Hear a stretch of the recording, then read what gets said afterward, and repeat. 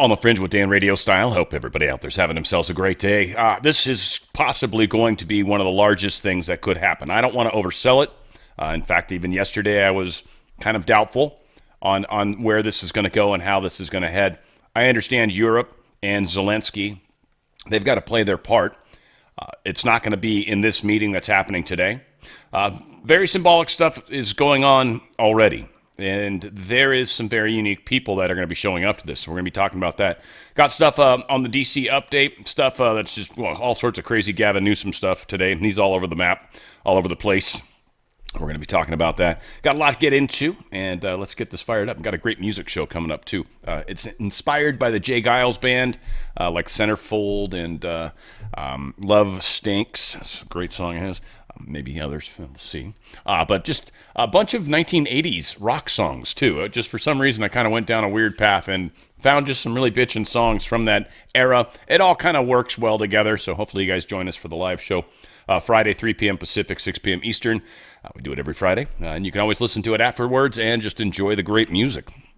All that said, I mean, I don't mean to disrespect Americans, so please don't get pissy at me if you're one of these outdoorsy people that would do this. Like if you live in Alaska, you probably are more, likely to do something like this.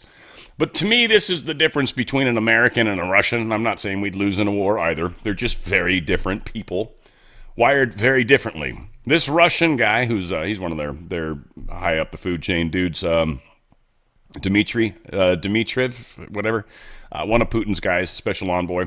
He sees a grizzly bear and goes walking towards it. That's opposite of what us Americans would do. He's like, oh, bear, yeah, so I'm going to come and pet it. I'm going to go pet the bear. Oh, I love bears. Bears are fun. And then there's some dude over here that's probably going to get eaten. What's this all about? Bear just goes running off, which I get it. When you live in these types of places, Pacific Northwest, I think it's got quite a few bears. Obviously, Alaska. Dude just walks up to the bear. Crazy-ass mofo. Jesus. Kellogg's agrees to remove artificial dyes from all cereals. That's good news, and I managed to get a picture of what they're going to look like. Here it is. Yeah, there you go. It's Fruit Loops without the colors. Kidding, of course, but nonetheless, still funny.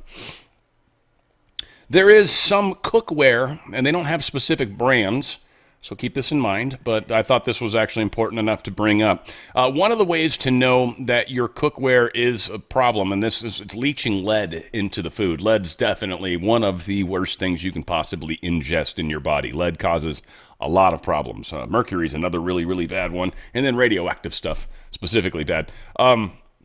It's got two different kinds of metals. These are going to, first off, are coming from India. No slam on India, but that is where they're coming from. And I guess there is these aluminum, brass, and aluminum alloys, that are known as hindalium and hindolium, or indolium. If you have those metals in your pan, don't use that pan anymore. Now, there's like some weird small place that was doing this in a little, I don't even think it was like a posh place. Some small little cookware, Rashko Baba Company Ltd. They're letting the certain people know, like the people that sell it, but they're not giving a general product. So again, if you guys got any weird pans that you've picked up that are possibly Indian, if you can check to see if they do contain these metals, I wouldn't use them if I were you, and I probably at this point wouldn't necessarily buy pans from India, though its timing is strange, right, that this is coming out at this point. Now, the Democrats always talk about saving democracy, and I want you guys to, I'm going to beg you guys, give me like 5 minutes on this at least, because I've got a reasonably long thing that was well written that I want to read. Tyler from Zero Hedge did a brilliant job describing these people, the ones saving us, the saving our democracy crowd, right? So let's hear their leader telling us about saving democracy one last good time. Democracy got systematically stronger during my lifetime, and most of the lifetimes of most of the people who are in that conference room that you guys are sitting in. The problem is, I think there's a tendency to take it for granted. And I think we became a little bit complacent over the years. We assumed that things would continue to get better, that our democracy would become more inclusive, that it would become more fair, that we'd make it easier for people to vote rather than harder for people to vote, that the votes would be counted rather than suppressed. And what we forgot is that history doesn't always move in a straight line, and it's not always 2 steps forward and another 2 steps forward. Sometimes it's 2 steps forward and a step back. And we're in a moment right now where not just gerrymandering, but efforts at voter suppression, efforts at questioning the results of elections, efforts at the executive branch unilaterally doing things that bypass Congress and the people's representatives, militarization of cities, politicization of our justice departments and our military. Those are trend lines that remind us that this precious democracy that we've got is not a given. It's not self-executing. It requires us to fight for it. It requires us. What the shit is his secret, by the way? His skin looks amazing. Dude's like 112, and he looks like he's, 30. It's ridiculous. I mean, his hair obviously looks old. But, like, even on the corners of his eyes, I get up here, and he's got a couple expressions. Is this makeup? I don't know what's going on. His skin looks a little orangey, so I'm just, that lovely black skin he's got. It's fantastic. Let's see if I can actually get out of that. There we go. Good God. Okay, so who's been busy destroying democracy? Destroying democracy, the latest theme of the left, can be defined in many different ways. How about attempting to destroy constitutional, ancient, and hallowed institutions simply to suit short-term political gains? So, who in 2020, and now once again, has boasted about packing the 156-year-old 9-justice Supreme Court? Who talks frequently about destroying the 187-year-old Senate filibuster, though only when they hold a Senate majority? Who wants to bring in an insolvent left-wing Puerto Rico and redefine the 235-year-old District of Columbia by altering the Constitution as 2 new states solely to obtain 4 additional liberal senators? Who was trying to destroy the constitutionality-mandated 288-year Electoral College by circumventing it with the surrogate, the National Popular Vote Interstate Compact? Does destroying democracy also entail weaponizing federal bureaucracies, turning them into rogue partisan arms of the president?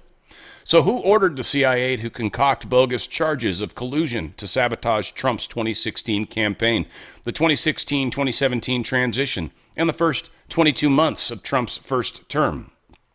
Who prompted a cabal of 51 former intelligence officials to lie to the American people on the eve of the last debate of the 2020 election that the FBI authenticated Hunter Biden's laptop was instead the work of a Russian intelligence operation? Who ordered the FBI to connive and partner with social media conglomerates to censor accurate news deemed unhelpful to the 2020 Biden campaign? Who pulled off the greatest presidential coup in history by using surrogates in the shadows to run the cognitively debilitated Biden presidency, and then by fiat canceled his re-election effort, and then finally anointed as his replacement the new nominee Kamala Harris, who had never won a single primary delegate?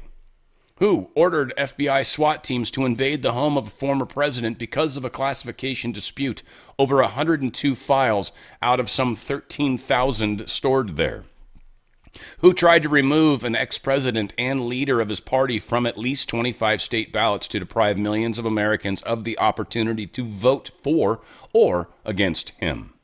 Who coordinated 4 local, state, and federal prosecutors to destroy a former and future president by charging him with fantasy crimes that were never before and will never again be lodged against anyone else?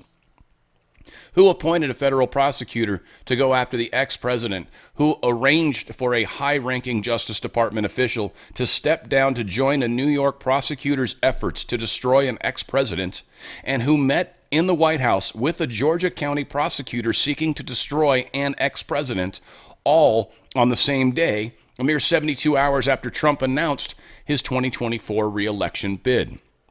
But the current Democrats ever impeached a president twice?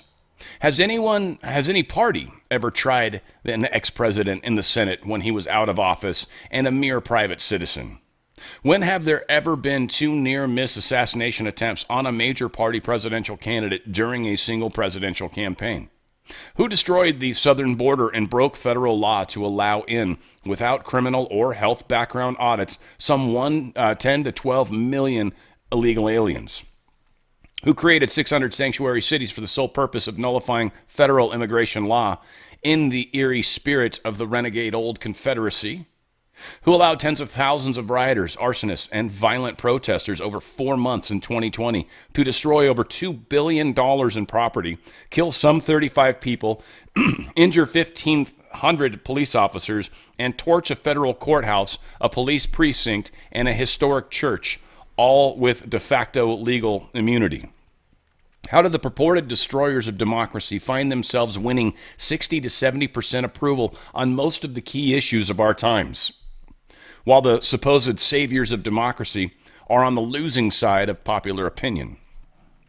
How does a president destroy democracy by his party winning the White House by both the popular and electoral college vote, winning majorities in both the Senate and House by popular vote, and enjoying a 6-3 edge in the Supreme Court through judges appointed by popularly elected presidents? So what is behind these absurd charges? 3 catalysts. 1. The new anguished elitist Democrat Party alienated the middle class through its Jacobin agenda and therefore lost the Congress, the presidency, and the Supreme Court, and now has no federal political power. 2.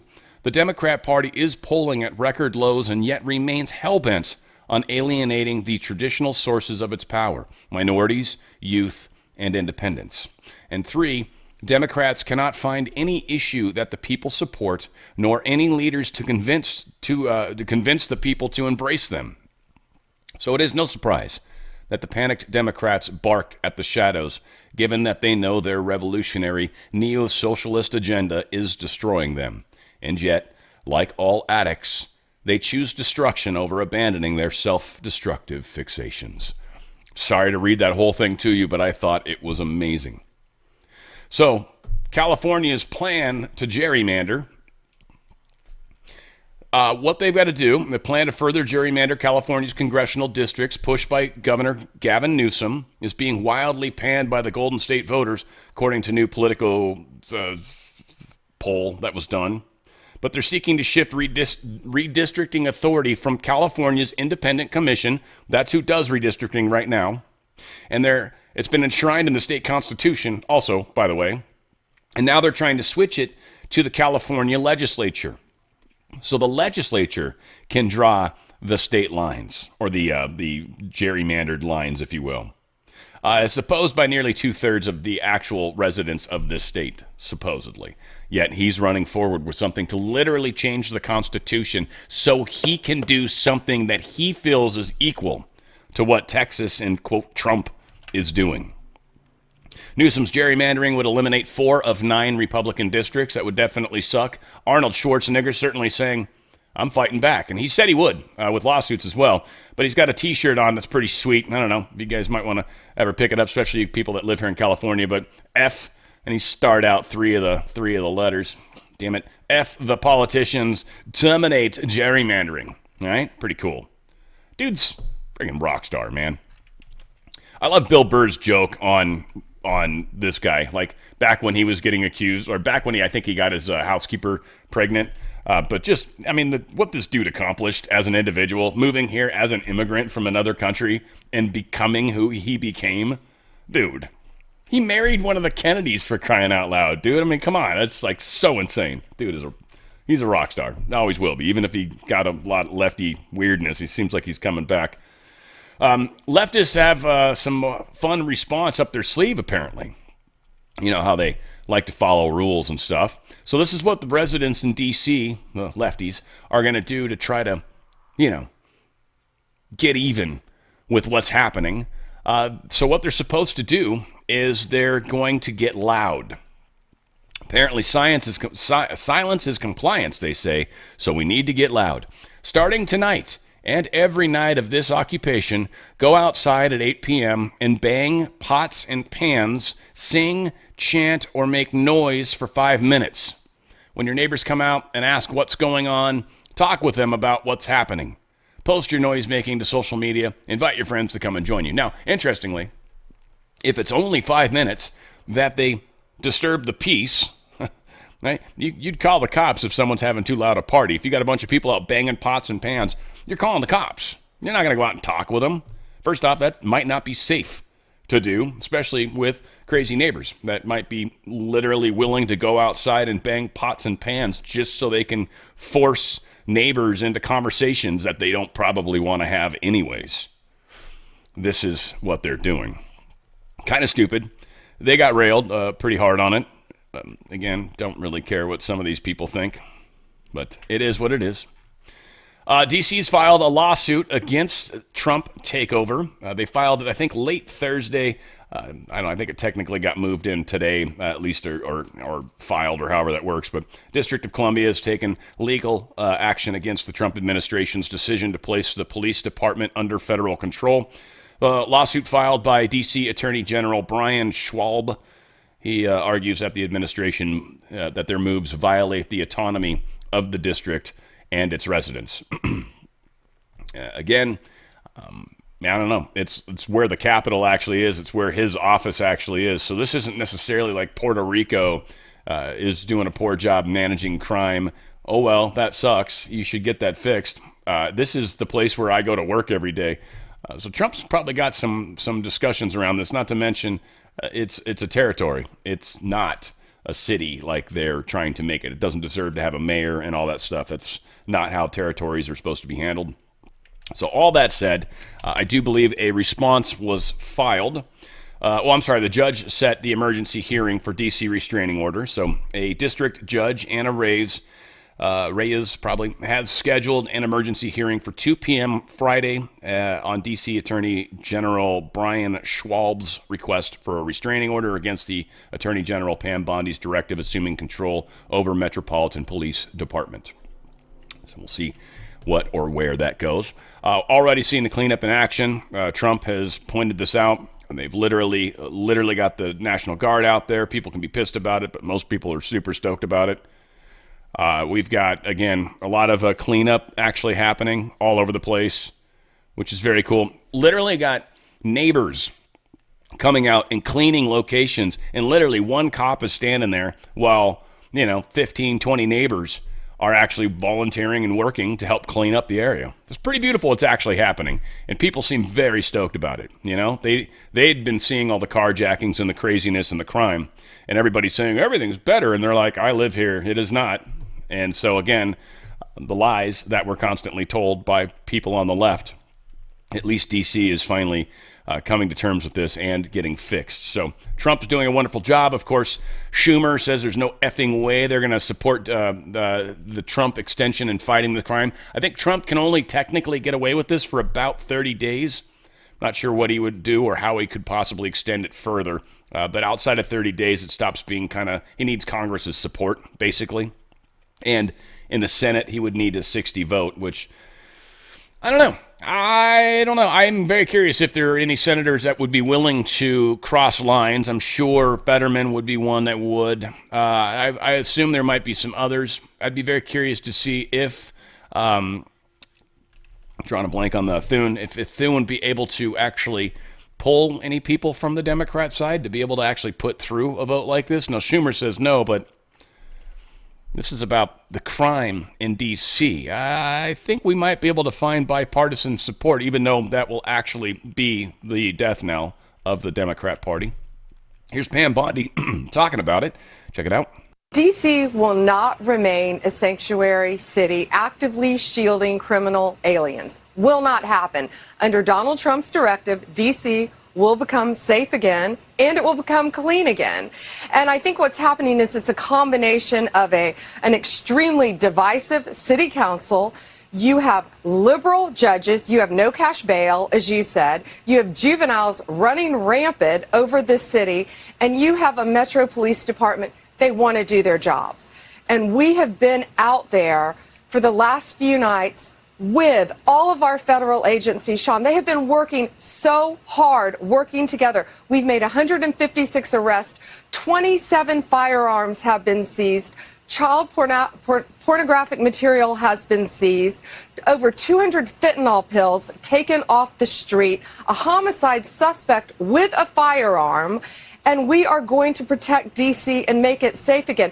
But, I think the most impactful thing that's happened, despite what we've seen with these crazy protesters out there, citizens are coming out of their homes and they're going up to these law enforcement officers and they're thanking them for keeping them safe and making the streets safe again. An elderly woman walks up to law enforcement and thanks them so she can go to the market again. So they are seeing the impact of what our law enforcement officers are doing under Donald Trump's directive, and they're going to continue to do it.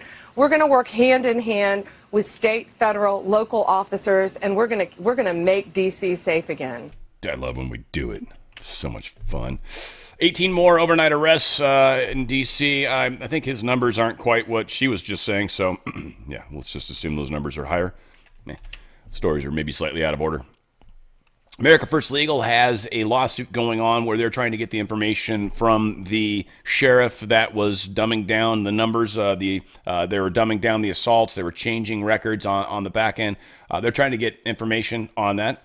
America First is the group that was actually one of the people that started it was Stephen Miller. So very cool. Founded by White House aide Stephen Miller. I don't know if he was alone in founding it or either way. They're still continuing on the great work. I just want to remind you guys, the stock market and everything that's going on, the transitions that are occurring. Hopefully you're not questioning it too much at this point. But if you are in a 401k or an IRA, I highly recommend you diversify into precious metals for a lot of reasons. One, it's just a great way to protect your wealth and correct your to save your buying power, essentially, right? Protect it. It's also going to help with the transition, I think, that we move towards the new currencies. Now, again, Goldco doesn't necessarily believe all the crazy crap that comes out of my mouth. They're extraordinarily good at doing this and taking care of this for you. So you've got your 401k, whether Fidelity or whoever you're with, BlackRock, Vanguard. They can help you transfer it tax-free and penalty-free into a precious metals IRA. It's actual physical metals. It's not in your possession, but there are physical metals with your name on it that are yours.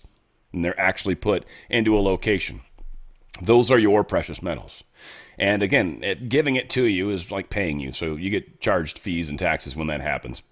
But getting them transitioned over and protected and waiting until our time in history where things are finally at the point and we're able to get the Fed out and we're able to start our treasury currency, whatever that would be, but likely backed by precious metals, you're already going to be there and ready to go. And you're going to have the precious metals that you can very easily change into the treasury notes.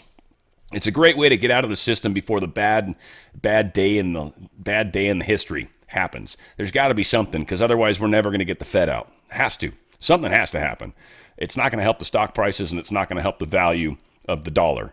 And both of those things are what you're pegged on right now in your 401k or IRA. It's just something I highly recommend thinking about. Get your wealth protection kit from Goldco. They're awesome. Go to drslikesgold.com, drslikesgold.com. Tax-free, penalty-free, up to 10% in free silver, plus a lot of other great stuff. Check them out. Let them at least show you what they can do to help protect your wealth and put your mind at ease while we go through these crazy times. drslikesgold.com, drslikesgold.com.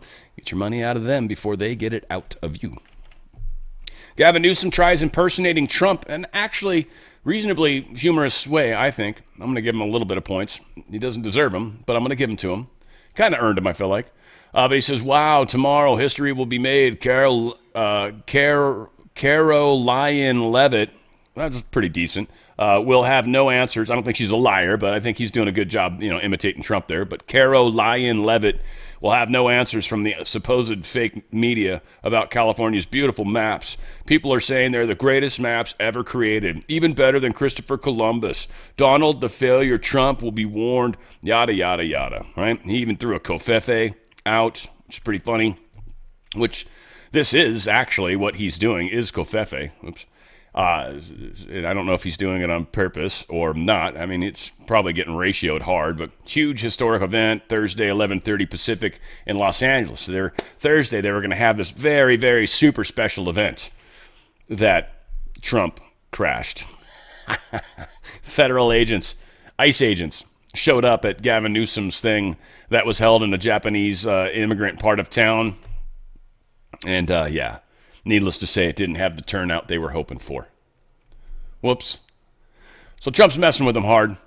Mayor Bass totally freaks out. Love that. We got to play this. I haven't actually even listened to it, but I'm sure she's going to be screaming or something crazy. Check it out. Not believe that this just happened to be a coincidence. There is no way this was a coincidence. This was widely publicized that the governor and many of our other elected officials were having a press conference here to talk about redistricting, and they decided they were going to come and thumb their nose in front of the governor's face.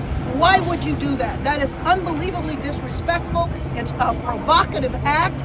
They're talking about disorder in Los Angeles, and they are the source of the disorder in Los Angeles right now. This is just completely unacceptable. This is a administration, this is a Customs and Border Patrol that has gone amok. This absolutely has to stop. There was no danger here. There was no need to detain anyone here. And there was certainly no need to have a provocative act right here where the governor is... Not believe that... Beautiful day. It's a beautiful day in the neighborhood. A beautiful day for a neighbor. Would you be mine? Sucker. So yeah, while fire victims are struggling to rebuild, Gavin Newsom, he decides to send some resources to Puerto Rico, speaking of which. You know, it's about 3,000 miles away, roughly, as the crow flies. But yeah, we just sent, I don't know, do they have the number in here? Sent some money their way. I don't know how much it was, but it's money we don't have, that's for sure. Guess they're, because they had some storms come in. That was nice of him to send our money that we don't have enough of to, you know, another territory. Judge blocks Trump's move to eliminate DEI in schools. It'll be appealed, obviously. Maryland judge, District Judge Court Judge Stephanie Gallagher. I feel like we've heard her name before. I feel like there's like 5 or 6 of them that are just like below, like bad. And they keep ending up with cases. It's kind of funny. White House orders a DEI review of the Smithsonian exhibit ahead of the nation's 250th birthday. They're like, look, here's the deal. We want stuff that actually makes this country look wonderful. So when people come and visit, they're actually seeing how amazing our country is. None of this DEI and all this other crap that you guys have been doing. Climate crap. No. It's like, let's have something that actually celebrates like our history, science, or the actual stuff and exhibitions that should be, you know, in existence for this great nation. I've never actually been to D.C. First off, never been to D.C. at all. Smithsonian's the one place I'd actually want to go. That's actually the one place. There's probably a couple other places I should go that I'm not aware of, but that's the one place I do want to go. And the rest of that stuff can F off as far as I'm concerned. Like the whole White House and all that. I don't give a crap about that stuff. I'd probably go nowhere near there. Duffy says climate science is going to move aside, with NASA only focusing on space exploration. I don't know if you guys remember Sizzling. Move over, bacon. We got Sizzling. And yeah, so we got, they're going to focus on space exploration instead of climate. Now, a lot of people are, of course, extraordinarily pissed about this, but whatever the case is. Other climate people, European Space Agency can worry about climate, whatever. Pam Bondi warns California and a bunch of other places, and we're going to give you that list. Said you guys are going to lose your federal funding unless sanctuary policies are ended. We've got sanctuary states, sanctuary counties, sanctuary cities. We're going to list those off. Pam Bondi's going after them hard right now. She's being very, very stern. In fact, she posted this on X. Any sanctuary jurisdiction that continues to put illegal aliens ahead of American citizens can either come to the table or see us in courts. Today, the Justice Department delivered demand letters to sanctuary cities, counties, and states, a key step in our strategic efforts to eradicate all this nonsense, I'm assuming. So at the beginning of August, the DOJ published a list of more than 30 sanctuary cities, states, and counties that were identified as sanctuary jurisdictions. Among the list of sanctuary states were California, Colorado, Connecticut, Delaware, Nevada, New York, and Rhode Island, along with Washington, D.C., because we don't know what to call Washington, D.C. Sanctuary counties on the list include Baltimore County, Maryland, San Diego County, California, and San Francisco County in California. Sanctuary cities on the list are Berkeley, California, Los Angeles, California, Chicago, Illinois, Denver, Colorado, Philadelphia, Pennsylvania, Seattle, Washington, Jersey City, New Jersey, or Jersey City for those of you out there, and Nolens, Louisiana. So these are the places that she is going after legally. Kash Patel was on Hannity. I saw snippets of this interview. There was a 6-minute and a 3-minute, 3-minute, 30-second to be very precise. I think ultimately I want to give you guys the whole 9 minutes. There's a little bit of preface that goes into it that Sean does, but then he has a lot with Kash talking about all the stuff that's going on. And I thought this was a really good interview to play. I think, watched a good half of it or so, and I'm like, yeah, this is definitely going on the show. So I'll be watching the second half with you guys for my first time, but hopefully you appreciate what Kash is trying to do, where he's trying to get us. Being able to put cases together against these Russia people is not going to be easy. They're going to have the best lawyers money can buy, the best lawyers money can buy. So we need the best people we've got putting these cases together. It should take a little time. I want it to take a little time because I don't want these guys to be able to squirm out of it. We better have solid proof. All said, here's Kash Patel talking about it with Sean Hannity. For the Trump administration, but for everything that you see and hear on the news, there is so much more happening behind the scenes. At the FBI, the director, Kash Patel, is working around the clock with Dan Bongino and others and other agents. Not only are they dealing with the crime crisis left behind by Joe Biden and unvetted illegals, 12 to 20 million of them, but also peeling back the layers of what has been what we have reported as a deeply politicized, weaponized federal bureaucracy. For example, Kash Patel, the FBI director, recently uncovered thousands and thousands of Russia hoax documents inside these burn bags in a secret room at the FBI. The director also discovered official allegations from a Democratic staffer who accused Adam Schiff of orchestrating leaks of classified intelligence in order to hurt President Trump. Those allegations had been swept under the rug at the FBI until now, and that's not all. According to a bombshell report from justthenews.com founder, editor-in-chief John Solomon, James Comey, also accused of routinely leaking classified information to the New York Times through a friend, a professor at Columbia University. Just the tip of the iceberg. Anyway, here with the very latest, FBI Director Kash Patel. Kash, great to have you. Let's start with the burn room. Now, your knowledge of this issue runs wide and it runs deep because you were working with Devin Nunes at the time. I believe you were his chief of staff. You know a lot about this topic. Were you as surprised as I was that all of that information in that burn room existed? Sean, I was blown away, but sadly, it's come to be expected in this town when corrupt bureaucrats weaponize and destroy law enforcement like predecessors of mine did at the FBI. And thankfully, Donald Trump's mandate and election victory was for transparency and accountability. Sean, just think about this for a second. Not only did we expose the Russiagate hosts with the greats like Devin and Trey and Johnny Ratcliffe when we were back there in the House Intel Committee excavating and exposing the FISA abuses, the corruption of political parties, and the lies to a federal court just to illegally surveil a presidential candidate. I come in then years later, nearly a decade as a director of the FBI, thinking we uncovered most of it.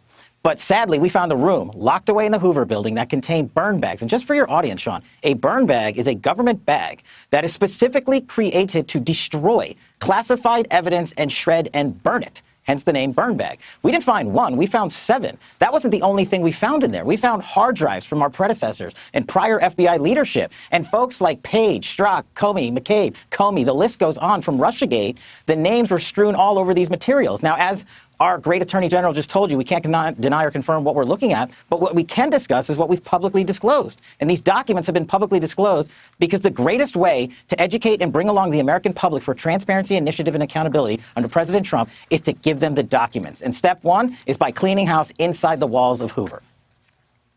Okay, well, one of the important things you got to remember is that that's the FBI's job. You gather the evidence, and then it is examined, in this case, by the Attorney General, Pam Bondi. And, but there's been a lot of talk and a lot written about the investigation into a grand conspiracy. To the extent possible, what can you tell us about that? In other words, that this is long-standing. If it is, in fact, a grand conspiracy, the statute of limitations would be eliminated. Is that what the investigation is about? Well, Sean, what we're doing is building a case for the American public under the Truth and Transparency and Accountability Initiative. And what I mean by that is AG Bondi brilliantly highlighted our partners, Director Ratcliffe at the CIA and Director Gabbard over at the DNI. We are working with them because the documents that would facilitate an investigation of this magnitude don't just rest at the FBI and DOJ. They're throughout the intelligence community.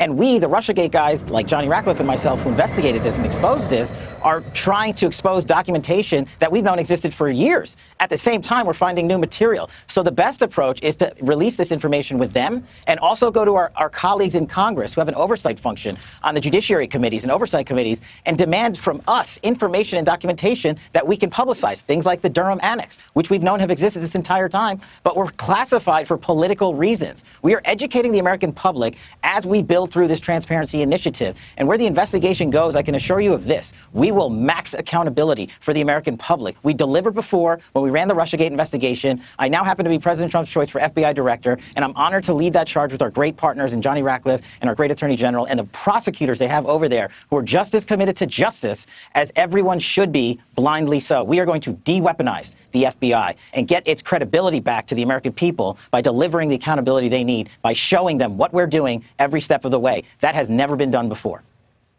Restoring the FBI to its former greatness. That would be the words I would use to describe what needs to be done and I hope can be done. If we look at the declassified materials, for example, that Tulsi Gabbard released, we already had an intelligence assessment on the question of whether or not Donald Trump colluded with Vladimir Putin. Here I am in Alaska. They will have a summit tomorrow. And in fact, the conclusion of senior career intelligence officials was it did not happen. There's no evidence at all that it happened. Then the report suggests that Barack Obama himself, along with his top intel officials, that would probably be people like Brennan and Clapper and maybe some others, decided to do a new intelligence assessment because they didn't like the old one. And they got a narrative that moved forward. But yet also they added something. And I believe it was John Brennan that said they did not do this. But then they used the Hillary Clinton bought and paid for Russian disinformation dossier. That was also used by James Comey for the FISA applications. He signed 3 of the 4. He was warned in August of 2016 not to use it. And then we knew definitively by December of 2016 that, in fact, that dossier had been debunked and that Christopher Steele was incredible. So the question is a timeline. When you add that to the 2020 election and the fact that by March of 2020, they knew Hunter's laptop, they had verified its authenticity and that it was real, and then they're pre-bunking it by meeting weekly with big tech companies, and then when it gets dropped, which they knew would happen because of Rudy Giuliani's attorney, they knew Bob Costello had a copy, are they putting cinder blocks on the scales of elections? Was weaponization from 2020 to 2024 designed to bloody up Trump? In other words, do we have 3 presidential elections, potentially, that cinder blocks were put on the scales of the election so the results would come out the way one team wanted it to come out, the team in power? Here's the beauty of it, Sean. You don't have to trust me or trust you.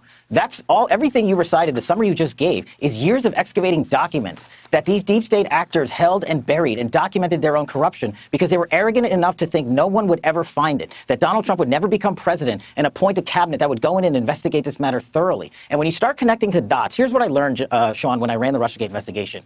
As bad as the crime is, the corruption cover-up from senior government officials who are sworn to uphold their duties and accountability for the American public, they are the ones that violated that trust the most internally and need to be held accountable. So the people you've listed and the names you're calling out aren't surprises. Their names are on those documents. Those documents are public. The FISA is public. The 302s are public. The Strzok page texts are public. Documents are being released weekly by Johnny Ratcliffe and Tulsi, making it public. The burn bag information is coming out. The Durham Annex is coming out. The classified appendix is coming out. The American people are going to see and hear the names themselves, and they can touch and feel it. As far as what my investigators are going to do, these guys are the best in the business, and we've assembled a team of accountability, and we're going to deliver for the American people like never before, because that's what the American people elected Donald Trump to do. Kash Patel, this is transparency the American people deserve. I know it takes a lot of time. Look, they spent 2 years to bring charges against. Can you guys imagine how many friggin' bags, how many rooms, that they're locked. Nobody goes in them. Nobody knows about them. People walk past it a freaking 500 times a day. Nobody's got a key, right? So, in a lot of cases, I'm sure they got to call in locksmith or drill through the lock or whatever, right? Ultimately, they got to get in that room. So I would assume there's just this big thing going on. And then think about possibility of there being buildings elsewhere that have rooms. And there's these buildings that nobody hardly even works in anymore. It's weird. A lot of things to consider. MyPillow, they got a great sale going on for us. And I just wanted to give you guys a chance to get some free shipping. All sorts of great things going on. These slippers are an incredible deal right now. This deal is not going to stay around. These will only get more expensive. They're trying to blow out these older models before we go into the holiday season. I mean, they're not telling me this, is what I'm assuming. Just what I know about marketing and crap, right? They're trying to get rid of the older ones, blow out sales, take advantage of it. The old ones are awesome. New ones are going to be incredible. They'll just, next generation, I'm sure they're going to look pretty much the same and maybe have some newer technology. I don't know. Mike Lindell, he's talking about how the soles have this soybean shell used in them somehow, weird way. I don't know. I don't notice it. There's no place on here where you'd be like, yeah, that's soybean. No, I have no idea what the hell that is. Some magic happening. There's 7 layers, though. I know that, so maybe it's one of the inner layers. Don't know. Incredible slippers. Got the employee pricing on their box edge pillow, as they call it, $19.98 with this promo code. This is a big deal. King, I guess you're just adding $5, so not that much more expensive. Great pillow, and again, fits nicely inside their pillowcases. Very nicely, in fact. Yes, so they've got, again, the towels, best towel you'll ever use. Their sheets are incredible. I'm just bummed they're going to have a better sale coming up. I'm sorry, guys. Sorry, MyPillow, but I mean, they're eventually going to have the Giza sale sheets on sale again. I would buy them when they're on sale. They're an incredible sheet, and they're worth full price. They really are, but yeah, when you sometimes can get sweet deals. So hopefully you take advantage of them when they happen. The towels are incredible. You will not use a better towel. You won't. These are not the inferior towels you're used to. There you go. Use those force powers on you. They've got mattresses. They've got beach towels, too. 50% off those. You want to take advantage of that. But the free shipping, seriously, you need a mattress and a box spring and all that? Well, I don't know about the box spring. Mattress, yes. I don't know how the bottom part works. I know you can buy frames and stuff. You can dig into it a little bit if you want, but they can actually ship you a mattress. You might have to buy the box spring separately. I don't know. You can't shove one of those in a box. They don't fold up. That's for sure. But again, maybe they do it with the actual frame of the bed itself. Maybe you don't need one. That happens too sometimes. I don't know. Check it out. But they'll ship this stuff to you for free. Yeah. Anyway, coffee also really, really good. They got the MyPillow Cross. Mike Lindell Cross, probably a better thing to call it. But it's got the black inner, silver outer, and they've also got a white inner with a black outer. It's a sterling silver. They got a men and women's, I guess that's sizes probably. But yeah, very beautiful, very cool. Good size too, as you can see. It's the one Mike always wears. You can check that out. Go to mypillow.com/OTF. That's mypillow.com/OTF. Did I mention the free shipping? Yeah, that's a pretty sweet deal. And $100 or more, you're getting digital coupons. You get $100 worth of digital coupons for that matter. Go to mypillow.com/OTF. That's mypillow.com/OTF. Get the best night of sleep you've ever had. Seriously. Here's Donald Trump talking about the one big, beautiful bill. I wish I could do them better. It's coming. It'll come. One of these days it'll connect. I know it will. It's coming. But anyways, talking about the no tax on Social Security and also protecting Social Security. They keep talking about, again, this is the deep state that's pushing news that's their fault. They've created this, but now they're pushing the news because it might make Trump look bad. But Trump's doing all the right things to make Social Security viable. We do have a problem with the number of people in the workforce. Now, I'm going to be honest. There's a crap ton of you all that are probably on Social Security that in literally within the next 2 years, I'm going to bet a bunch of you will probably come back to the workforce as an advisor in some sort of capacity as a consultant, get paid really well to help teach people how to weld, do electrical, do some of the things that we're going to need. So you guys that are retired, I just consider if you got knowledge, there might be a consulting job. It doesn't mean you have to work your ass off like you used to when you were younger. No, it means you can use your brains and get paid for your brains, not your brawn. And maybe you get paid for just, because you're such a hottie. Right? You look so good. You're so handsome. Whatever. I don't know. Here's Donald Trump talking about saving Social Security, at least. Last month, I signed one big, beautiful bill and allowed no tax on Social Security for our great seniors, okay? So how's that? Not bad, right? No tax on Social Security for our seniors. And to protect our benefits, we've already kicked nearly 275,000 illegal aliens off of the Social Security system. These are people, many of them have already left the country, and yet we were sending them checks all the time. and 275,000, and that number is now even larger than that, Frank. It's an unbelievable job. And what that's doing is making the system strong. It's making it strong. Biden never kicked anybody off. Everybody joined. And we're carrying out historic deportations to remove many more illegals committing Social Security fraud. It's the Social Security fraud that was taking place at levels that nobody's ever seen. We cleared 12.4 million names listed in the Social Security database over 120 years of age. Think of that. So we had 12.4 million names where they were over 120 years old. Is that right? That's a hell of a statement. I have a feeling, Dan, that's not really that really didn't happen, did it? So you have 12.4 million names listed in the Social Security database that were over 120 years of age, meaning you were breaking records, because I've never heard of anybody at 125. There were nearly 135,000 people listed who were over 160 years old, and in some cases getting payments. So somebody's getting those payments, and we're after that. I can't wait to see how that plays out, right? I mean, again, it'd be tough. I feel bad, and maybe a lot of these people, they get a slap on the wrist or something. But yeah, I mean, if you're getting a check and your grandpa died 40 years ago and they're still sending you a check because the government's stupid, yeah, I bet a bunch of you guys were cashing them. I would have probably. I probably would have. Though I will say, and this is a true story. Literally, I was walking outside. I think I was bringing in the trash cans or something, and I saw what looked like a folded check in half, folded like personal check, And I'm like, what is that? And I pick it up, and it's, and I look at it, and it was a blank check, not made out to anybody, no dollar amount, signed. What did I do? I looked at the address on the check. I put it in an envelope. I wrote a small little letter and said, "Found this in my gutter. Here you go." And mailed it to him. It was worth the 50 cents or whatever, the 500 cents, whatever the hell it costs now to mail something. That's what I did, by the way. Making America great again. I want it so bad. Scott Bassent makes an unexpected visit to IRS with the Biden admin whistleblowers. You guys remember those two whistleblowers, Gary Shapley and Joe Ziegler, right? They all showed up at the IRS headquarters and just, freaked out a lot of people, I'm quite sure. And I guess these two are going to be playing a very significant role. And this was also Bessent's coming in there and saying, look, here's the thing. In the interim, I'm going to be in charge. I want you guys to know I'm very hands-on. I'm going to be involved. There you go. Nice to see y'all.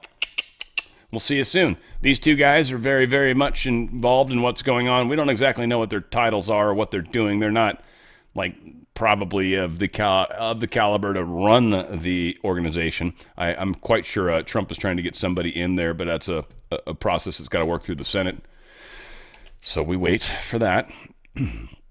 Speaking of which, Treasury Secretary Scott Bessent has also posted out Bitcoin that has been finally forfeited to the federal government will be the foundation of the strategic Bitcoin reserve that President Trump established in his March executive order.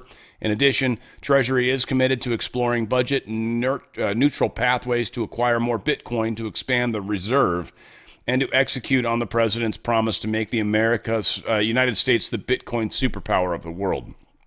And I've talked about it before.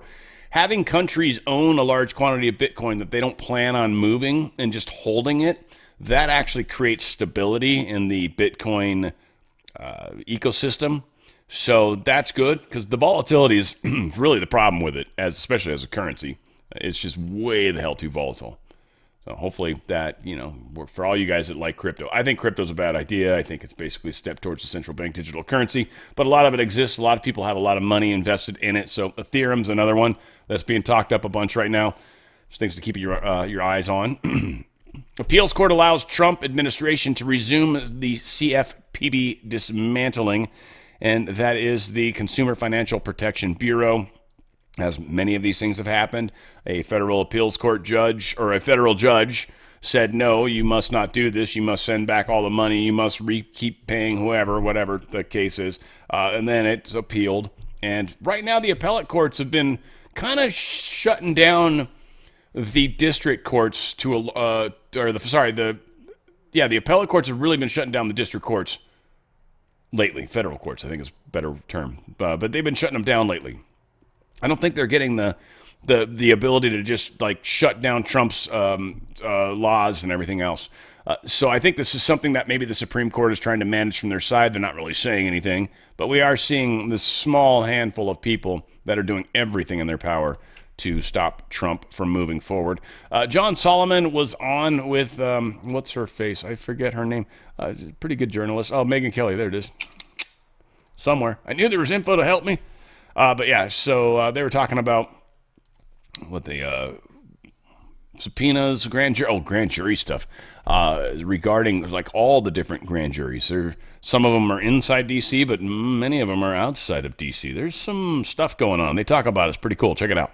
Listen, the way you opened your show, there's no better description of what the conspiracy is. It's a conspiracy to protect potential of Democrats from potential criminal prosecution and then to violate the civil liberties and privacy and reputations of innocent Republicans to create an alternate story to protect political interest, meaning what's going to happen in the election. That's what it is. It's not more complicated. And I know people say, oh, a conspiracy case is going to be complicated. No, it's really not. We protected Democrats. And the cycle is Hillary has two problems. Email, now corruption, we can prove that was active at the time. Hunter Biden's got corruption in taxes. And by the way, the first evidence of that comes in March through May of 2016. And then 2019, it censored Biden a lot more. And so we impeached the president and we have the government actually creating stories that I think we will prove were false. And then in 21, they find Joe Biden's classified documents at UPenn office in Washington and his garage, and they got to make Donald Trump look like he's the classified guy first before they can let the cat out of the bag that Joe Biden has the same problem. It's a wash, rinse, and repeat cycle. And in the course of that, two potential crimes are occurring. Obstruction of legitimate investigations. Those are overt acts of a conspiracy. And then the violation of innocent people's civil liberties to create a political ruse. That is where I believe the grand conspiracy case is headed. I now believe that there are multiple grand juries that have begun work around this country in multiple jurisdictions outside of Washington where evidence is now being gathered. You do? You I do. Can report that, or you have reason to believe that? Nope, I have confirmed witnesses and who've had contact with the grand jury. So there are grand juries in multiple locations. Some of those are in Virginia. I believe one is going to begin based on early discussions in Pennsylvania. There may be one in New York. And so the activity has begun. And the question now is, and those are probably not going to be the indicting locations. I think the more likely thing is you use multiple grand juries just to make it easy to gather lots of information quickly. That's the way strike forces work. And then you keep working from there. But there are multiple locations where pieces of this are being looked at. And maybe the grand jurors don't even know it's a grand conspiracy, just looking at some of the overt acts in one of these chapters of this sad story. But that is going on. And I think it's going to be a process, right? It's going to be a 6-month process. I don't know the reason yet. I wish I knew. I don't know the reason. I mean, there's lots of, it could be related to the 2020 election. Yeah, that's where my mind went. Yeah. So we don't know yet. I just know that certain witnesses have been contacted about acceptance of grand jury subpoenas, and they're in different locations. So the process is beginning, but it's a long process, and we won't know a lot about if the Justice Department does the right thing. Unlike the Obama and Biden Justice Departments that leaked anything, the grand jury process will be unbelievably secret and will be masked from it because that's the way the process is supposed to work. In the meantime, we have an opportunity through the Freedom of Information Act and through our purchase as reporters to go out and try to get the story for the American people so they can understand why this is going on. The Democrats who didn't care about going after a president when it was the Republican are going to start crying, this is payback, this is retribution. We need Americans to understand it's not payback and retribution. There are legitimate legal questions here. Yeah.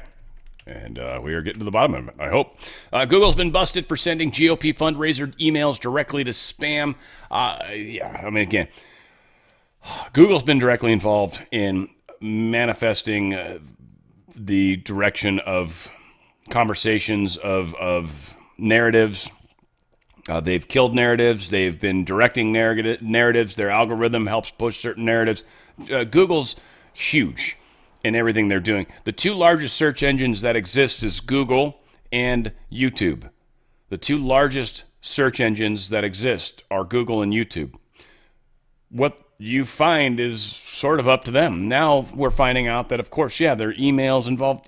Probably everything they're involved with. Their AdSense, their ability to advertise, the way they control advertising. These guys were who was controlling everything. They're the reason why there's a lot of content creators that are actually, good, solid content creators that are really having a hard time getting by on this because it's hard to get advertisers.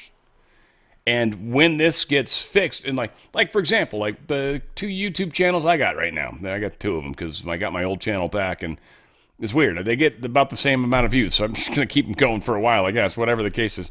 But they're not monetized. I don't make a dime off the YouTube channels per se from them. For me, it's views, and that's cool. When I get viewers viewing, that's awesome. That helps. That's where I do commercials. You guys know that. So this is a big deal. I don't think we've even scratched the surface for all the crap that Google's probably been involved in, let's say. Panama port deal for C.K. Hutchinson and BlackRock seems like it's not going to get done by the end of this year. I think a lot of this ties into China and the deals we're trying to make with China.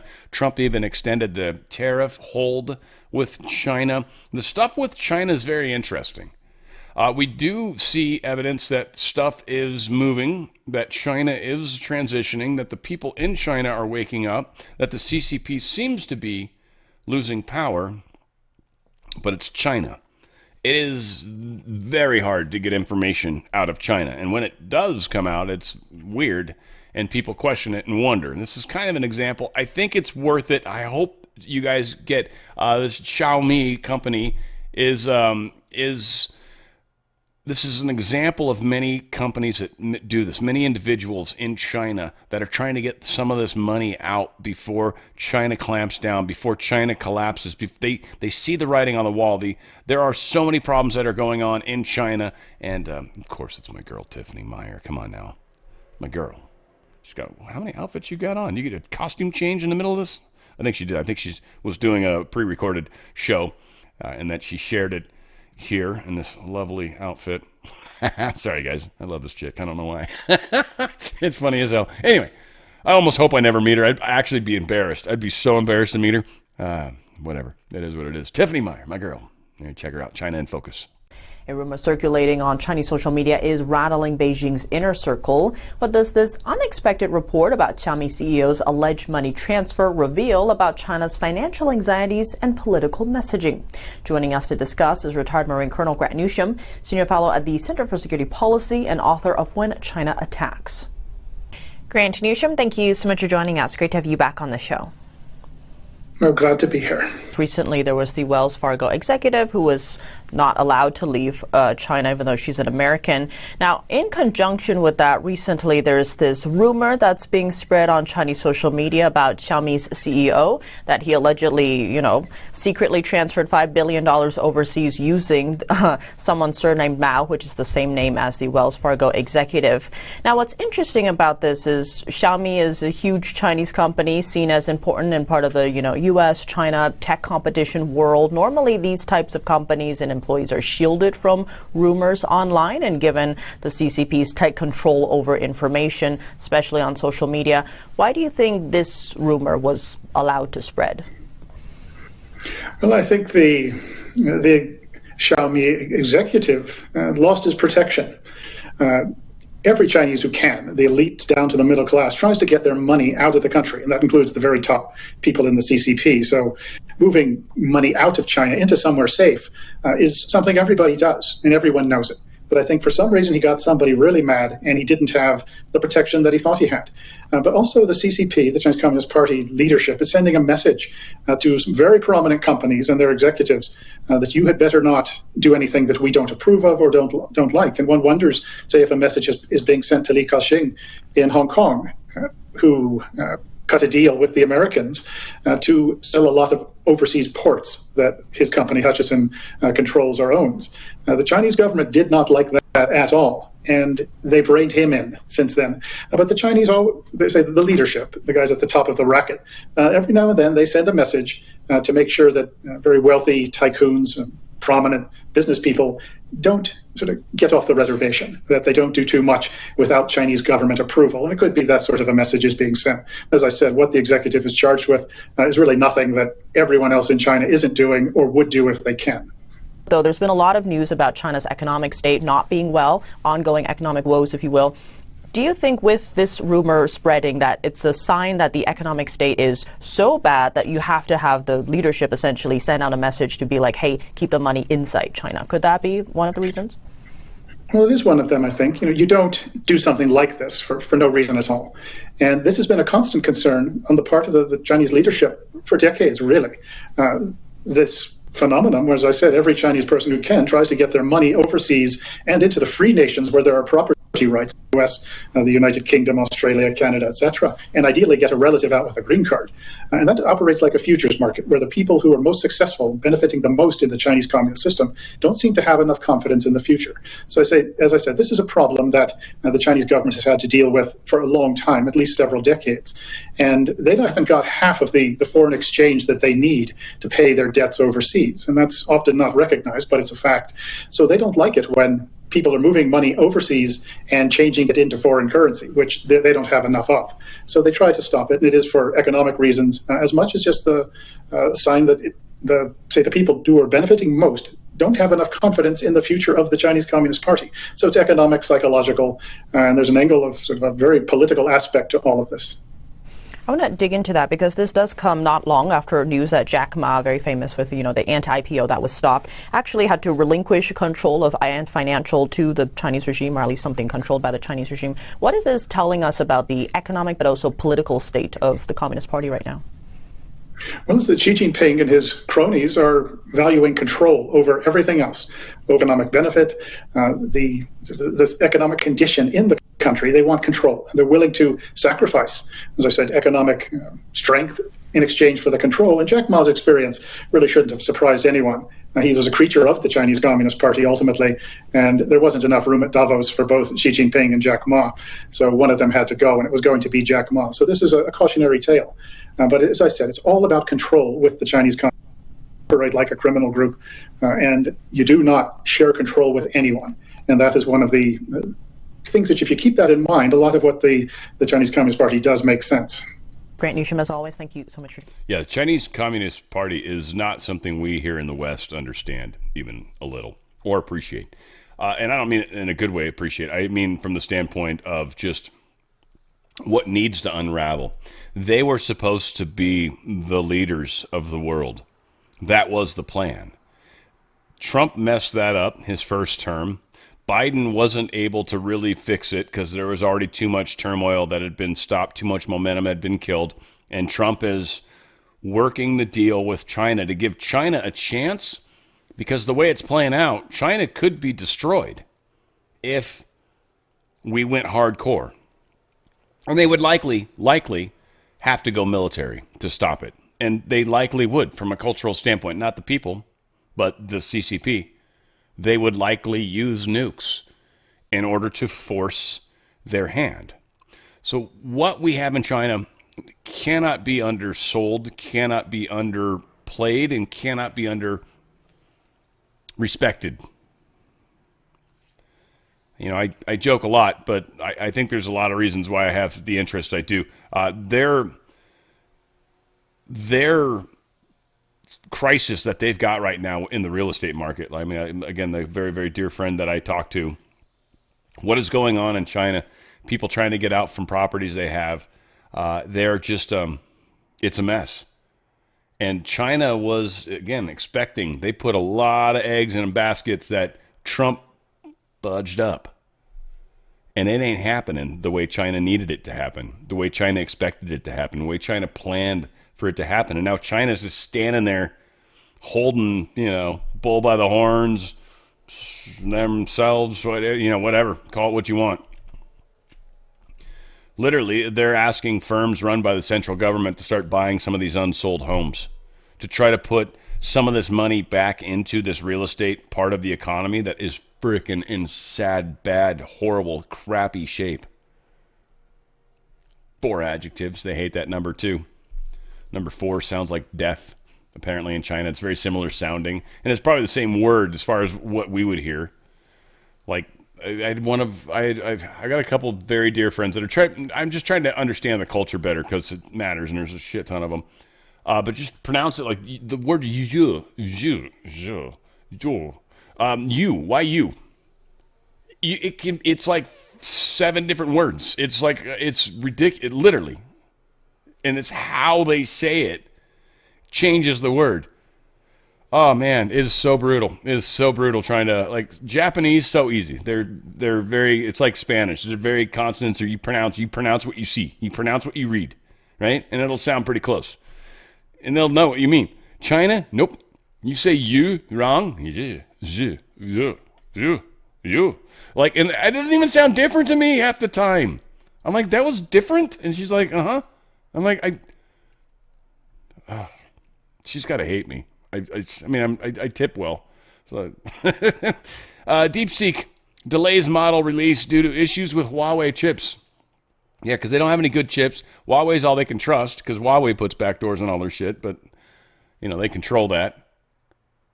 They've got an issue right now big time because they couldn't, I don't personally think, this is my opinion, all right? This is my opinion. This is the fact right here. My opinion is, they've been stealing technology from us, but we got wise to it, and we kicked them out in most cases and have caught them in some others. And so they're having a hard time getting their next set of code. And the chip thing, because if they use the chips that we want them to use that are decent, we have a backdoor. We can watch what they're doing with the algorithm. They don't want that. So if not, they got to use their Huawei chips, which are not as good. So it's not as fast. It's not as capable. Maybe their code that they only spent $1 million on isn't as good as they thought, because they don't have the hardware to run it. Just saying. Just my thoughts. Dow Jones. All right, let's see. Does this refresh at all? There you go. So Dow is up a little bit, which is kind of weird.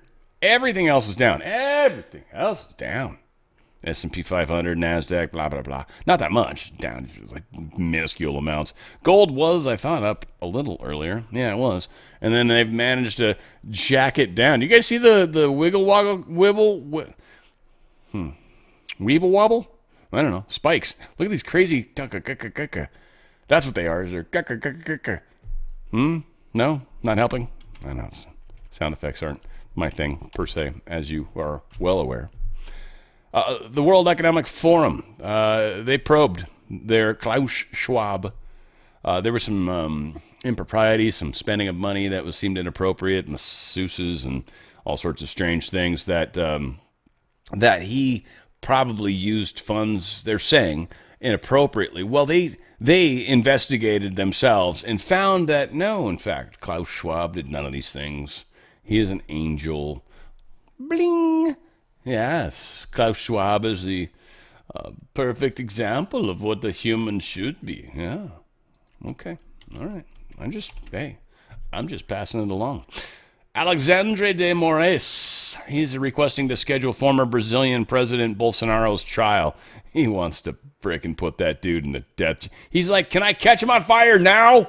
Like, just when he gets him in the courtroom. Like, this dude's so evil. He seems evil to me. He looks evil to me. I think a lot of it's the picture. I think he photographs poorly. Yeah, I think he photographs as the evil that he is. I think the evil just seems to come out for some reason on camera. I know, it's weird. I haven't even seen you in real life where I can see your evil-looking aura. I don't see it in your pictures.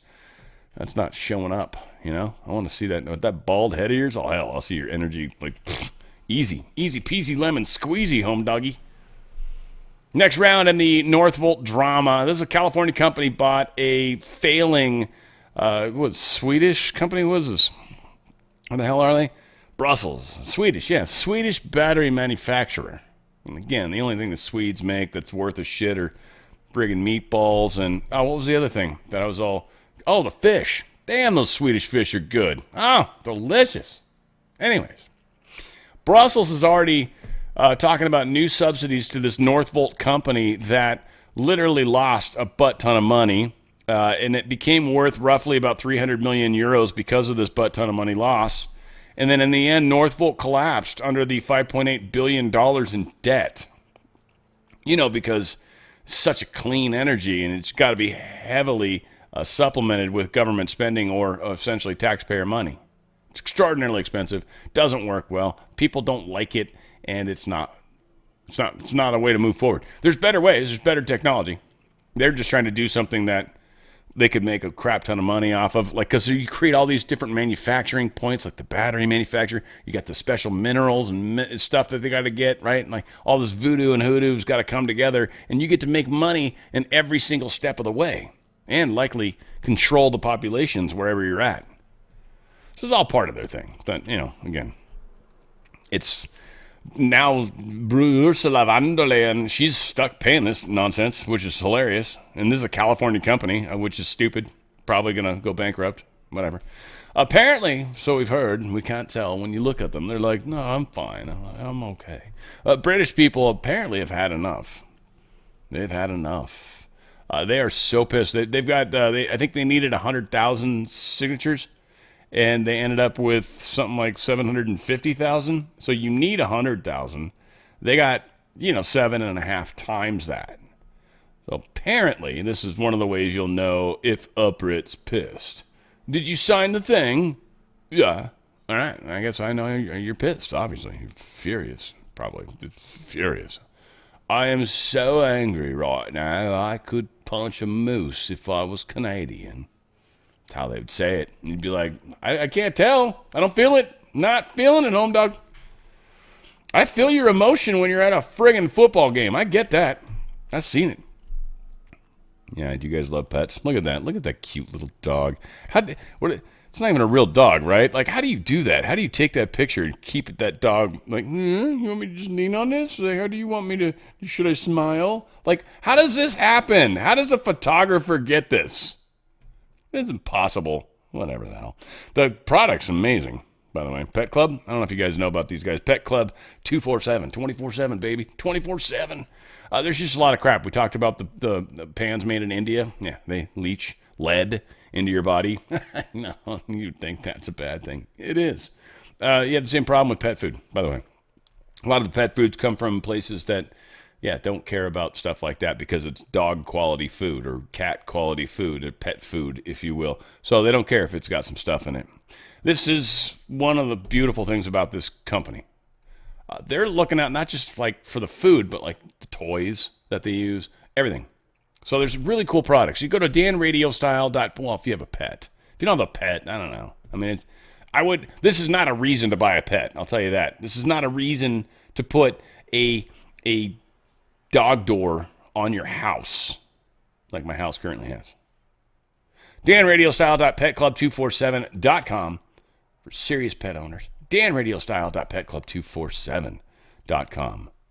They've got incredible stuff. So for dogs, we'll just hit the tabs real quick. Dogs, mush puppies, right? Big one. They've also got Mojos. Those are the ones that cats like too. It's a liver treat, the Mojo. The mush puppies is like a cookie. I don't know. Some dogs are, they're weird. But they have that Coriolis versicolor. Oh, yeah, I left that part out too, right? They're not just don't have lead and crap in them, but they have this mushroom. This mushroom actually helps the immune system for people, dogs, cats, horses. I'm pretty sure other animals. I don't know. There's a lady that was feeding some of her extra mush ponies to her sheep or her mush puppies, one of the two. She was one of the mushers, was getting fed to some sheep. They were eating them. They didn't seem to mind that much. So I don't know. We'll see. We'll see if I find anything out from her. Maybe shoot me an email if your sheep are not eating them now or something. But yeah, for whatever the case is, dogs, cats, horses, they've got all this stuff. You should check it out. Go to danradiostyle.petclub247.com. That's danradiostyle.petclub247.com. You got the special sauce. It's got the Coriolis versicolor. A lot of ways you can get more of that into their bodies. They've got the food, which is also not just got the Coriolis versicolor, but it's also not got all the nasty stuffs in it, right? And for dogs, antler sticks. This is something I want you to think about. They like sticks. They love sticks, right? You give them one of these sticks, and it's like, no, stick, cool, it's rad. And then they chew on them because that's what they do. They chew on shit, right? And they chew on the stick. Well, that get their teeth all ground down because this is super hard, but it's also mineral made from, like calcium and stuff like that. It's got good minerals for their bodies. And this gets that into their bodies, believe it or not. So this is one of those funny things. Like, we overcomplicate our lives. Like, if we actually chewed on an antler stick, in all honesty, it'd probably be good for us. It'd probably taste like shit. But, at least from our standpoint. But, healthy. Dogs will do it all day long, right? Right, wrong, and different. Cats, complex, I don't know. They got a little nipster thing. You got to give them drugs. It's cool. Whatever you got to do. They got all the food, sauces, and everything else. All that said, mypillow.com/, danradiostyle.petclub247.com. That's danradiostyle.petclub247.com. They got mush ponies. They got human stuff too, by the way. Human tab. Crazy. The gummies, I really recommend. You put that Coriolis versicolor in you. Makes you healthier. Makes you good. Yes. It's very good stuff. danradiostyle.petclub247.com. danradiostyle.petclub247.com. All right, so Russia stuff. This is big. A lot. Desperate Ukraine moments as they try to stop the war or stop the end of the war. They did a huge drone attack. It didn't actually, it did some damage, but it seems like most of the stuff got shot down. Russia, on the other hand, did something similar and also made the single biggest gains ever in one single day. They moved forward a bunch, like 40 kilometers or some crazy thing. Swiftly, up to 10 kilometers, 6 miles in a narrow section, and their biggest gain for 24-hour period. I'm close to my guess. I thought there was a bigger number somewhere I saw in there, but I'm probably thinking, there it is. What was this? Russian army took or claimed 110 square miles on August 12th. Okay, that's where I got that bigger number. Square miles, though. That's different. Yeah. Like literal distance in up to 6 miles or 10 kilometers. Pretty big push forward. That's well done. So, yeah, they did some serious stuff. Ukraine just did a little bit of damage. Trump and Putin land in Alaska summit, and this is all happening. It's the aides, their U.S. aides came in, a bunch of business people, a bunch of stuff. Like, we are sending in a very interesting group of people. We have Trump talking that he's not here for his health. I think this is an okay one to play. He's not here for his health. He's here to, make a deal, or else he wants to walk away. That's he's pretty much saying it. I think they're trying to negotiate. He's trying to set a stage. In his mind, that helps him make a better deal. It actually hurts him. But in his mind, that helps him make a better deal if they can continue the killing. Maybe it's a part of the world. Maybe it's just his fabric, his genes, his genetics. But he thinks that makes him, gives him strength in negotiating. I think it hurts him, but I'll be talking to him about it later. And really, I think it's a very Russian, Eastern European kind of thing. Like, it's just, I can kill you faster than you can kill me. So let's come to the table and talk about why we shouldn't kill each other anymore. Yeah, you're hurting me. Yeah, you hurt me some. I'm destroying you, though, right? Like, come on. Craziness is happening. And so it's got to stop. Here's Trump. Hopefully it's not the same comments. I think it's different. How are you? What will make a success of this summit today? I can't tell you that. I don't know. It's there's nothing set in stone. I want certain things. I want to see a ceasefire. This is not to do with Europe. Europe's not telling me what to do. But they're going to be involved in the process, obviously, as well as Zelensky. But I want to see a ceasefire rapidly. I don't know if it's going to be today, but I'm not going to be happy if it's not today. Everyone said it can't be today, but I'm just saying I want the killing to stop. I'm in this to stop the killing. We're not putting up any money. Yes, led you to believe it was going to be 6 minutes long, but it in fact wasn't. Yeah, needless to say. Lots happening. This was pretty significant. Russian President Vladimir Putin makes a rare public appearance at a monument honoring U.S. cooperation during World War II, just hours before his summit with President Trump. Yeah, literally laying flowers at a specific thing honoring our partnership before he shows up to the United States. That's the type of shit Trump would do, isn't it? Think about it. This is big. This is big. I don't know how it plays out. I don't know what publicly is said, but I'm going to probably afterwards, no matter what, say this is huge. Here's President Putin's plane and entourage, likely. It's funny, at one point towards the end of the landing here, it's like it seems like it was windy there in Alaska or something. Yeah, it's like, whoa, what's up, man? You guys fly it differently there in Russia?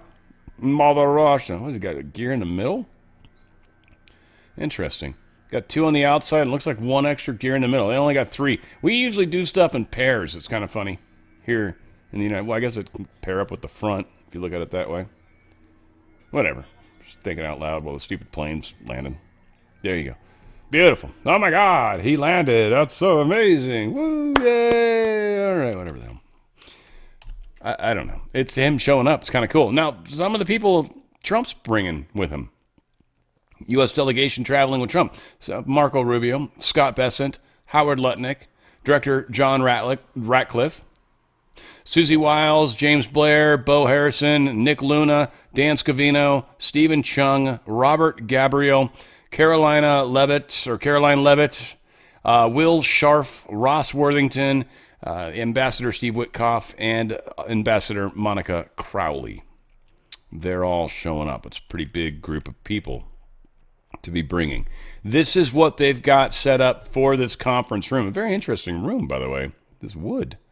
It's a very interesting room. The acoustics have got to be strange. They've got the curtains around. It's going to be awesome, but the ceiling's reflective as hell. All said, the stage is set for President Trump's high-stakes press conference with Vladimir Putin. Backdrop, pursuing peace. It is. The optics are great. This is very cool. And I'm sure when he shows up, this is like, this is awesome. Well done. Well done, Mr. Trump. Now, again, what publicly comes from this versus what actually comes from this are going to be two very different things. There's going to be the public side of it, and then there's going to be other things. This is a big deal. Putin hates the deep state. Trump hates the deep state. Both of them hate the deep state tremendously. Europe, Ukraine, they're all deep state. Controlled, at least, with the exception of Hungary and a couple others, right? So Trump and Putin are going to have an interesting conversation. Deep state hates it. They're trying to play everything up. They're trying to put, and this is one thing I want everybody to be careful of. I even kind of teased it a little coming up, but we've got to be careful what publicly is said after. I mean, how it's portrayed, like whether or not, I hope there's a ceasefire. But again, Ukraine doesn't want it. Europe doesn't want it. Is this the thing that's supposed to demonstrate that to the world? That these guys would rather have war, rather see Ukrainian people die, rather go that path, especially when the United States is like, we're out, man. We ain't doing it anymore. We're done. We're done. We're going to start making deals with Russia. This is stupid. This is stupid. So obviously the deals are going to wait until the ceasefire happens. Trump's talked about that as well. So how this plays out is going to be how it plays out. A lot of it's going to be dependent on Europe and Zelensky. And, we're not going to give up any land. Well, you're going to have to. You guys started a war. You guys started something, and you lost. You lost. You made promises. You don't just been like, after you get in a fight with somebody, you're like, all right, I take it back. Go ahead and give us back all the land that you took. And everything. And then give us $1 trillion to pay for it, and then that's cool. We'll let bygones be bygones. No, it's not how it works at all. No, you forced me into this war, Putin would say. This is what I had to do to secure the people that you were attacking, and certainly my feeling that I denazified, and the other two things that he said. He's very clear about what he was doing. The Houthis launched, apparently, another failed attack on Israel. This one stinks. I don't know what's up with this report. I don't know who and what is wrong. There's two sides of this story. Apparently, this Shia militant group spokesman said they launched a Palestine II hypersonic ballistic missile targeting an airport.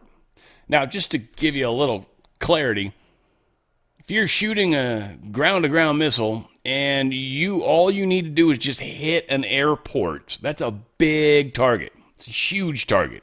Trying to hit a building is tough.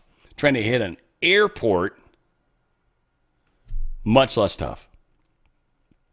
So supposedly, this hypersonic missile never hit the target, that Israel was able to shoot it out of the sky. Now, we understand that hypersonic missiles are very tricky to shoot out of the sky, and they've had pretty crap success, we think, from shooting them down. Maybe, I don't know, maybe the THAADs and stuff are better, right? We're just not promoting that. Don't want them to think that. But there are places, it seems, where these missiles got through, at least in Israel. I saw plenty of footage of missiles landing. that just got through. Certainly seen it happen in Ukraine a bunch. So these hypersonics are tough to hit. So something doesn't add up. I don't know if this is them. I feel like this is Israel trying to spin up more war. We want more war. And this is part of the problem. It's kind of like Zelensky. I don't think Netanyahu survives if the country's not at war. If the country's at war, I think a lot of people are like, he's just constantly about war. Like, he's really good at it. But maybe some don't realize he could have a lot to do with why the war is happening. So this is interesting. I feel like they're trying to escalate the war. I don't think it's going to be allowed. I don't know if you guys know this. Roblox, if your kids are using this, that apparently Louisiana is suing them right now for allowing essentially predators, sexual predators, to thrive and unite and hunt and victimize kids. They're able to chat with them. They're able to get them to send, I think, images and stuff. I think there's some weird stuff that's going on that is happening. And again, if you got kids that are using some of these products and it's specifically geared for kids, it's definitely somebody's going to take advantage of that. So understand what your kids are doing. Be involved. Watch them do it. Not always, but understand. Is there places where you can chat with people? Really? Can you send pictures? Wow, isn't that interesting?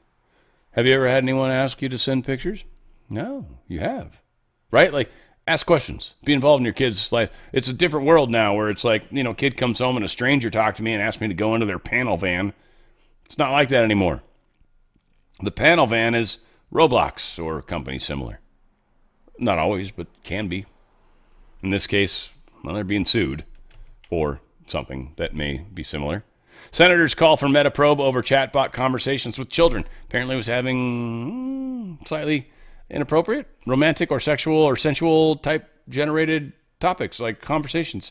Like, I don't know how this started. I don't know if it was someone pretending to be a child. I feel there's a lot of that happening right now. Reuters being the source of the information would imply to me that could be.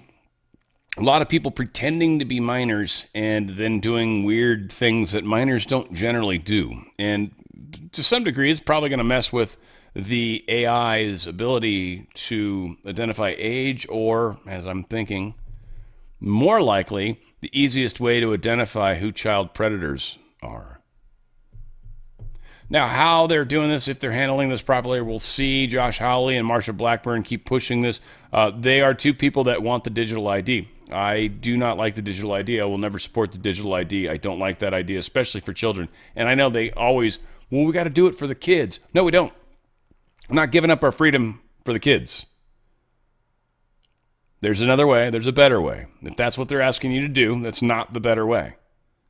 We're not giving up our friggin' security and safety for the kids. Now, again, with a porn site, it's where they start, right? I don't go to the porn sites. I don't trust. I'd be worried about all the malicious shit I'd end up with on my phone, let alone watching porn. I'll watch a porn if you got one on. I don't give a crap. They're fun. Wouldn't sit there with someone else to watch them. I'd watch with another lady. That'd be kind of fun. But it doesn't matter. That's not the point. If they're doing it there, it's like, okay, well, if it's okay there, then where's it not okay? To force you to log into Google, should they be able to get an ID? We should be able to have some anonymity, I think, especially me being me. We should be able to have some. You don't like what the channel or account's doing, like Google, you just shut it down, right? I've seen that happen before. Trump signs order easing restrictive space industry rules, trying to make launches cheaper and easier. Kind of cool. A lot of stuff going on. We'll see. Musk is still in the positive places. Here's something that, if anything, this is a hologram blue, the blue beam technology, but I don't know. I'm just playing it. I don't think there's a man standing in a cloud. As far as it goes, on video, you can do video. Goes like, what the hell? What is going on? Do you see that?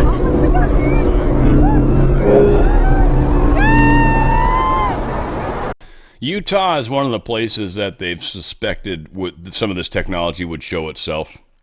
And so they also believe some interesting stuff. No offense to my good friends that are part of that religion out there. It's all good. It's all good. It could be Adam Smith, right?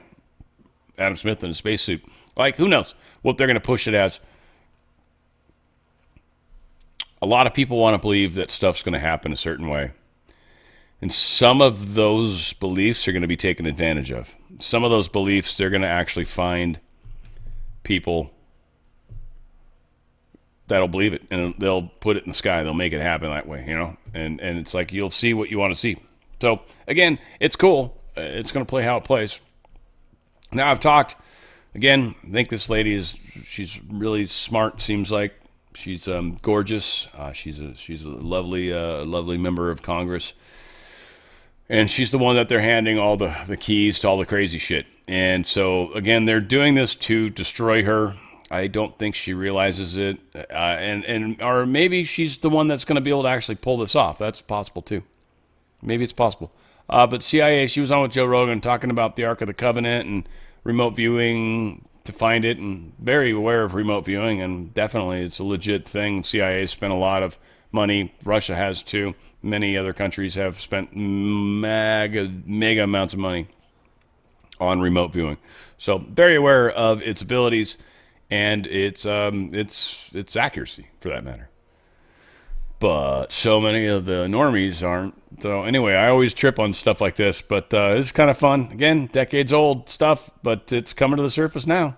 Interesting is the CIA allegedly located the Ark of the Covenant. I think the remote viewed. They remote viewed it. You can actually find that. You should actually pull Ethiopia? it up. No, not in Ethiopia, but it was in a Middle Eastern country. They weren't able to locate the actual. I think the New York Post did an article on it where they actually have the handwritten notes on the Ark of the Covenant location, and they remote viewed it. You should ask them to pull it up. Yeah, I'm serious about it. Did they go there and see if they were correct? I don't know. They did. I don't know. This is like Indiana Jones. What? But Decades old CIA documents on Ark of the Covenant resurfaced amid classified group text spat. What? Wait, like, yeah. It was a group text argument that caused this stuff to be released. Check out. I love it. She's supposed to be on Rogan. I might watch it. I don't know. I'm curious. If she talks about anything useful, but needless to say, a lot of things are happening, folks. This Russia thing is something. This is a huge deal. And how this plays out, what's presented to Europe and Zelensky, they're not going to like. They want to say no. There was even talks of Hillary Clinton, and I'll give them Peace Prize. I'll even submit it. That's a good idea if he doesn't let him have the land.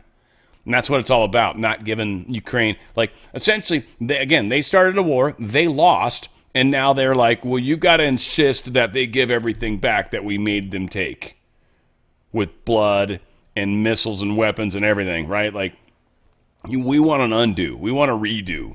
We want to try it again. And it's like, you guys lost. No. And you shouldn't have done that. And this should be an example to any other country that's a proxy. You should be careful because they don't care about you. And millions of Ukrainians and Russians have died in this. This is horrible and should stop. So, again, we'll see. But Trump is delivering promises. Whether it seems like it yet, the deep state's going to spin this. So be mindful, be careful, be mindful of the metal man in the sky type stories that are bound to come out. And I don't just mean those, but, sort of as a reference for some of the crazy shit that's going to come out about what happened with Trump and Putin. Give it some time, let Trump kind of say what he's saying, let his administration sort of present what they're going to present. And it doesn't necessarily mean that's the reality of it. The reality of their conversation is always going to be secret. Putin's going to present to his country what he's going to present. Trump's going to present to our country what he's going to present, and the rest of the world. And ultimately, somewhere in all of that nonsense, we're going to have to try to figure out the best we can what's actually happening. We'll do that. Definitely here. Please hit that thumbs up, subscribe, all that good stuff. I love you guys. Hopefully see you on the music show coming up in about 2.5 hours. I love it. Got a little time. Where we go one, we freaking go all, baby. It's on the Fringe with Dan RadioStyle.